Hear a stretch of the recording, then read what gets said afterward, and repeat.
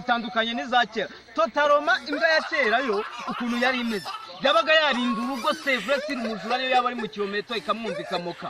Ariko igihe iminsi irabanza ikanarunguruka yabona ari umukire akavuga ati buriya yazanye inyama cyangwa akazana ikindi kintu gitandukanye.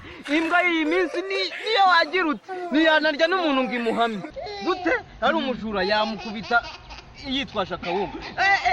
Ndibutse imbwa za kera zaryaga imyagufwa zikajya guhiga. Ariko izi minsi imbwa bayiha akawunga, imbwa irya umuceri n'ibishyimbo. Ari n'umwana uba wabibuze ariko wirindishije urugo kandi yariye ikimwe nawe. Ntago yafata umuntu kandi umuntu ayigaburira. Iza kera zarihigiraga. Nk'ubu ngubu nk'urugero uziyaneye mu rugo tujya ngo n'umwana waje akanyaho kubera yariye ibiryo nyine yariye nk'iby'umuntu.